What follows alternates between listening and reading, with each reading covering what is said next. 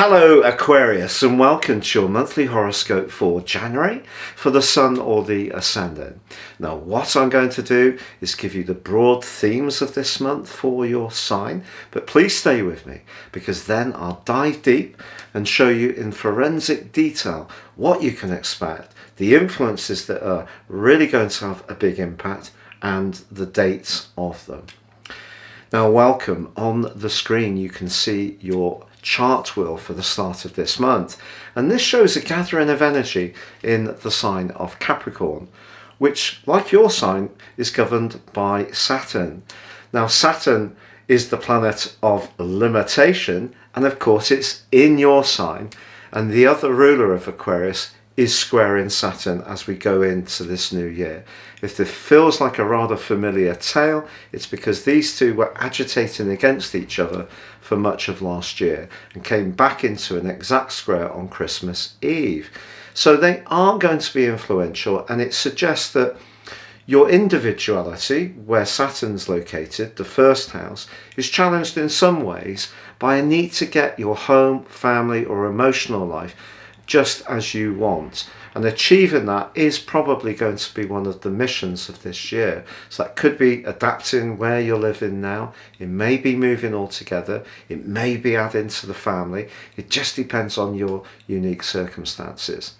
But on that wheel you can also see that the Moon and Mars are in the sign of Sagittarius, which is friendly, sociable, very much in keeping with the core energies of your sign. So as you sweep into this new year, you are going to be interacting with others, but it's going to be those people that you feel a strong bond with, a real kinship with. And that may mean those friendships where you feel psychologically really safe. So as we go into the new year, there is that new moon on the 2nd in the sign of Capricorn. So past skills and experiences can influence some of the choices and ideas that are developing around those home changes that I'm talking about. So that's going to be a big part of your journey early in this year. But also Mercury joins your sign on the 2nd. That's a great news story. It has just been in shadow since the end of last year and on day 1. And by the 14th it does go retrograde. So essentially what that's saying to you is that some of the things you're getting off to the ground could be a bit stop-start, but believe in what you're trying to do, because when the Sun enters your sign on the 20th, you will start to see greater traction forwards. And also with Jupiter having arrived in your 2nd solar house, there's every chance that your finances can have a surprising uplift as we come into this new month and year. So please stay with me for my deep dive on your month ahead. But if you've yet to subscribe to my channel, I'd be honoured if you did so now. Please click or tap on the bell notification symbol. Every time I share a video, you'll get an alert. And also, if you've yet to order your personal forecast and character analysis for 2022, you can do so now by clicking on the link beneath this video and get 30% off. Now, if you order late in 2021, I'll give you from that point to the end of the year and then all of 22. If you order later in January, don't worry, I'll give you 12 months from the time of the order. Gain searing insights how your personal birth data is interacting in your life in this coming year. So Aquarius, as you make your way into January, your monthly forecast shows a big collection of energy in the sign of Capricorn. Now, a lot of Aquarius people will have planets in Capricorn, particularly if you're born at the start of Aquarius, because Venus and Mercury are often very close to the Sun.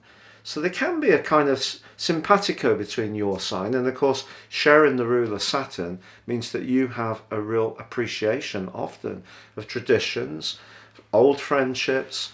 You know, you can be very progressive through your Uranian co-rulership, but there's that more stable side of your nature which is embraced by the energies of Saturn, and of course Saturn's in your sign. So it's kind of saying to you as you make your way into January, don't spread yourself too thin.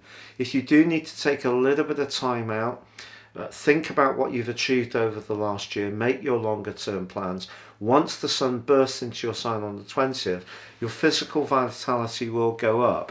So if you spend some time on self-care, perhaps some healing work, have some therapies like some massages, that kind of stuff if it's possible, COVID restrictions allowing, all that kind of stuff can be very therapeutic in the early part of this month.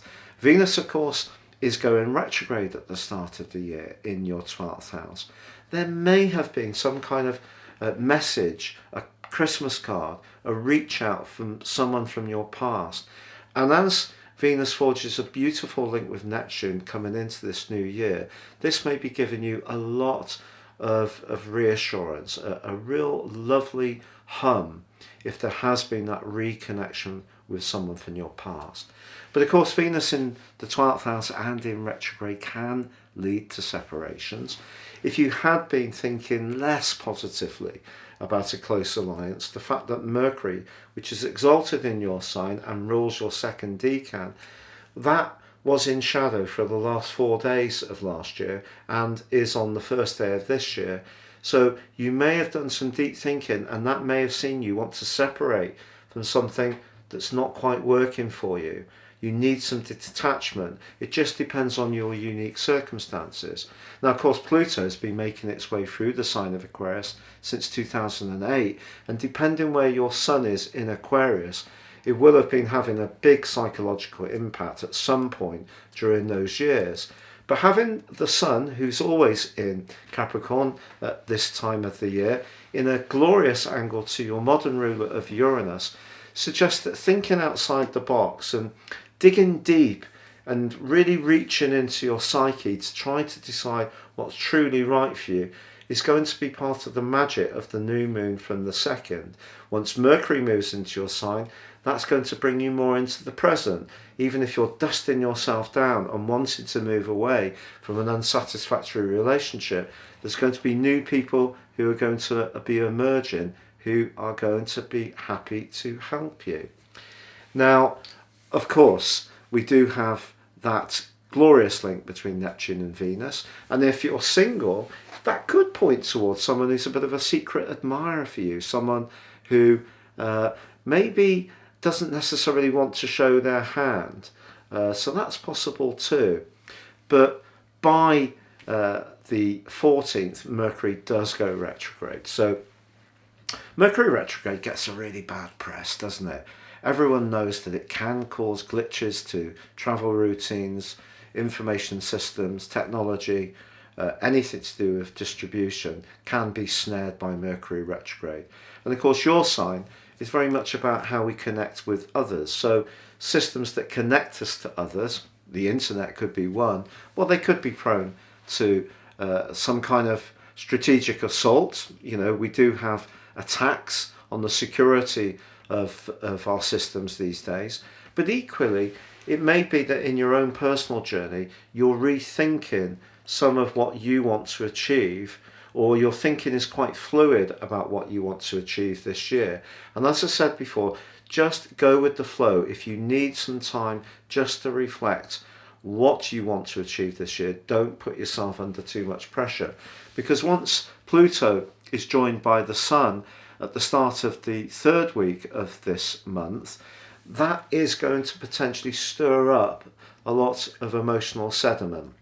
But what can counterpoint all this psychology is the fact that the Moon and Mars start this year's journey, and the midpoint between the Moon and the Sun in the sign of Sagittarius, which for you is the 11th house, which is very Aquarian.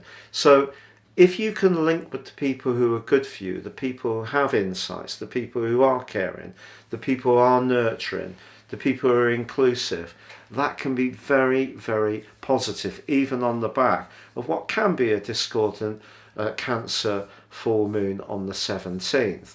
But the 20th, your energy will revive, you'll move into the present more. Mars moving on the 24th, however, into the 12th house, does mean that if there is still some sediment from your past, in terms of past angers or upsets that are more historical, you may have to face up to those in the following 6 weeks. But Venus goes direct on the 29th, and Mercury rewinds out of your sign into Capricorn on the 24th, and that in itself suggests that there may be some more deeper thinking to do. But there's a big other event this month that I've yet to tell you about, and that is the North Node moving on the 18th into the sign of Taurus. Very much to do with home, family, emotions. And of course it's joining with your modern ruler of Uranus. So I think that you're going to start to make sense of it all as this month goes on. Don't beat yourself up if it's not firing forwards as quickly as you would like.